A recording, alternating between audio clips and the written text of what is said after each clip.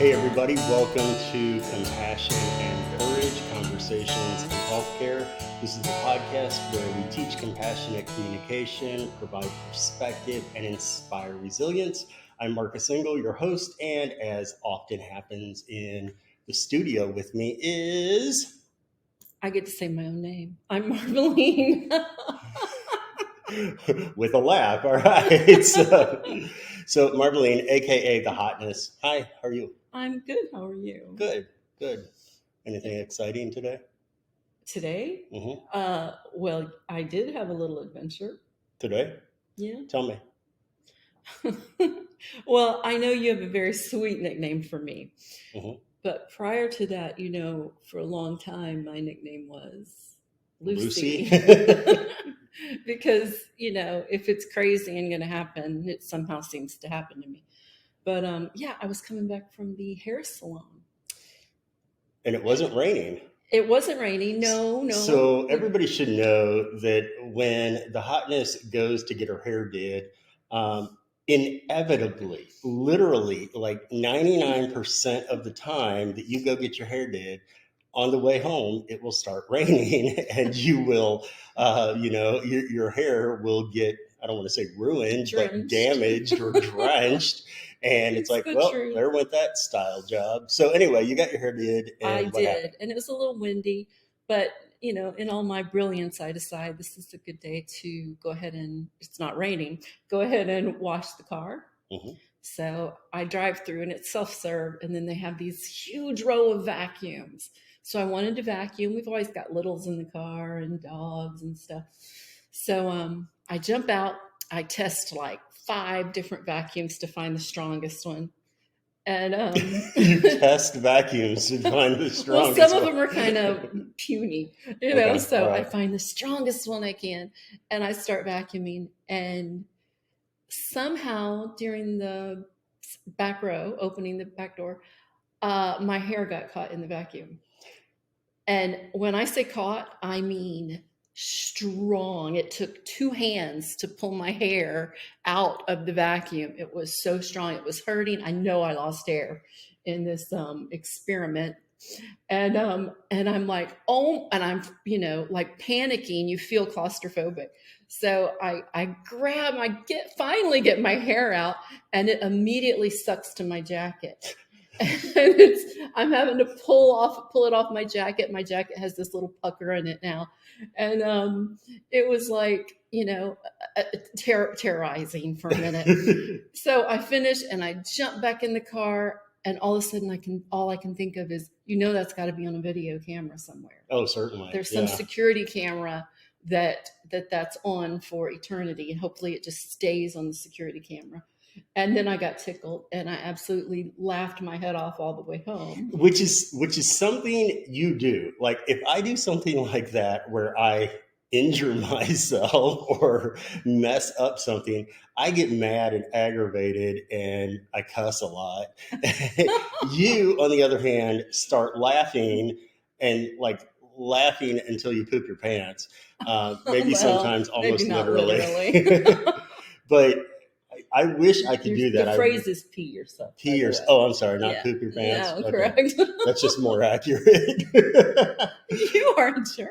Okay, well, but I mean, I wish I could do that. I wish in the moment, a lot of times whenever something goes wrong, or I wish I could laugh about it. Oftentimes I get aggravated and ruminate on it. And, like I said, drop a few of the 4-letter beauties, but you laugh. And this is one of the things I love about you, is that you laugh.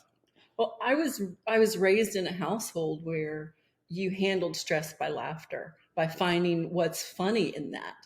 And my sisters and I both, you probably don't want us to sit by each other at a funeral, because we'll think of something funny to do with the loved one, and then we'll smile about that inappropriately at a funeral. And the next thing, it's not just a smile, it's a snicker, and then it's a then it's uncontrollable laughter.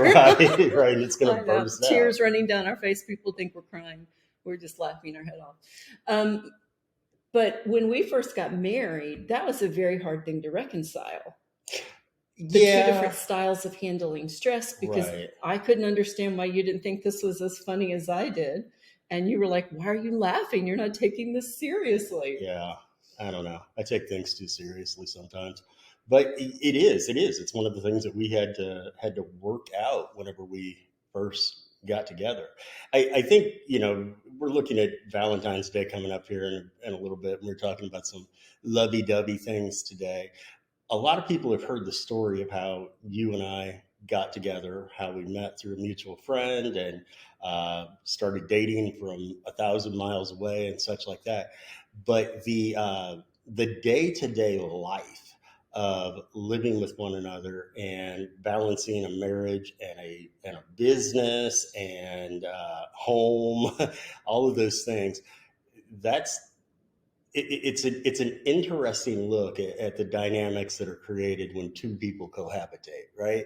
It is. And you see this whether it's in marriage, or I think about like in the early days, going off to college, cohabitating with roommates, sharing an apartment in your younger years with somebody else. You have to kind of learn how the other person operates, and it from I remember from the time we started dating, I was always fascinated by your brain and how it. Is that a good thing? Yeah, absolutely, Okay. it's a good thing.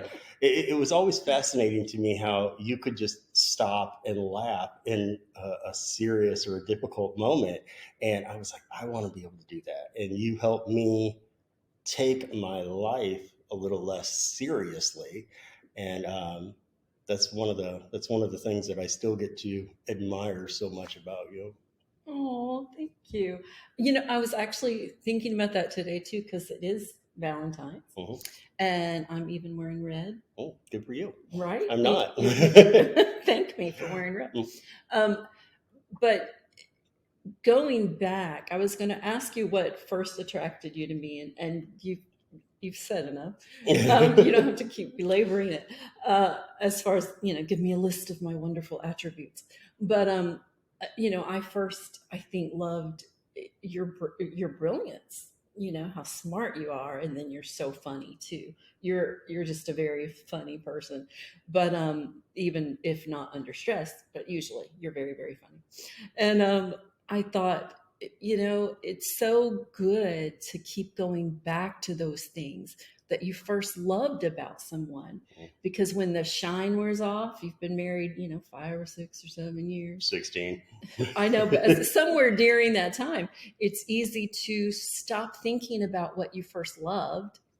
And instead, now you think more about what's driving you bananas. You chew too loud or whatever it is, stop sneezing so loud.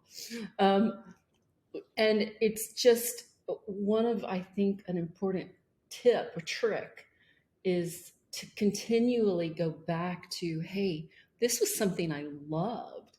Even if it gets on my nerves a little bit now, I really love it and why you loved it.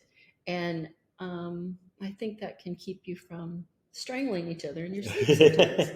I think about, I'm sure some folks have questions like, well, how do you, I've even heard it whenever we're at a speaking engagement, a client or somebody will say, oh, I really enjoyed observing Mark and Marvelyne together because you see how they work together, just physically, logistically, how you're helping me out, just the little tricks that we've learned to communicate and just operate better in the world.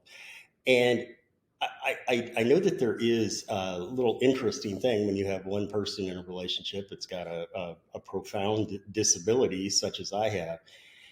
I know that one of the things I first loved about you, I think it was our very first Valentine's Day together, you told me, okay, Mark, you are never going to have to worry about what to get me for Valentine's Day. Because first, I'm going to tell you.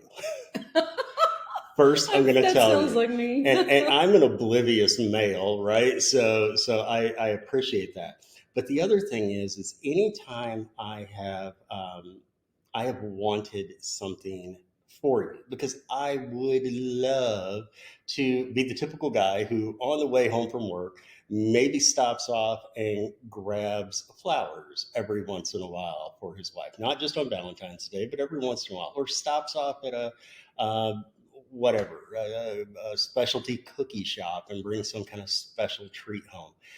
Those things are difficult for me, and obviously like browsing in stores is a little more difficult for me. So if I ever want to surprise you, I've got to jump through a lot of hoops to do it. But you love me so much that you don't need me to have to prove my love by jumping through all those hoops. So from the very first Valentine's Day we spent together, you told me, just tell me. It's no big deal. You want to get me flowers? Just say it. We'll stop by, the florist, and you can pick up a bunch. Um, Anything you want to do. And so that's always been a gift to me. Of course, I can go online and order you flowers. I can order you some treat through Amazon, as opposed to just stopping into a store and browsing through the shelves or finding the perfect card. But you've always given me that gift of clarity and there's another word that I'm looking for. Adaptation, I suppose. That may not be Okay. the best word, but adaptation that I don't have to go out and quote unquote surprise you by coming home with a teddy bear and a box of chocolates and a Please and don't. and a and a and a, and a, and a 2 dozen red roses. But I don't have to go out and coordinate all that myself. You've given me that gift of allowing me to try to love you and help you and surprise you in ways that actually make it where I don't have to pull my hair out to do it. So thank you for that. Well, you're welcome. I honestly, I feel like it's not fair to test each other by Mm. did you get it right? Did you think of what I wanted? That purse I asked for 2 years ago, did you get it this time? You know, testing each other. And that's why I do remember saying you're not going to have to guess because sometimes that feels like we're testing. Mhm. Are you paying good attention to me? And it was also right. It was not. You were very determined not to make that some kind of passive aggressive thing. That if you Right. didn't get what you wanted, that then you would hold that over my head or anything. I don't know any of us who will actually do that. Do we? Do any people actually say Mm, you kind of have to prove your love to me? Yeah, yeah, all the and time. we may in Right. other And we ways, right. We're not perfect by any but means. not with gifts, Not get gifts like this. because And that gift of giving me that freedom is one of the greatest gifts that you've given me, and one of the thank reasons I you, love you. thank you very much. Yeah. Well, we hope that you got something interesting out of our little conversation Escapade. today and escapades about Marvelyne getting her hair caught in vacuum cleaners and such. But we wanna thank you all so much for joining us today. Thank you for being part of the Compassion and Courage community. Please remember to subscribe and share and like all those things, and we'll see you next time. Love you, babe. Happy Valentine's Happy Valentine's, and happy Valentine's to all of you. to all of you. Thanks a lot.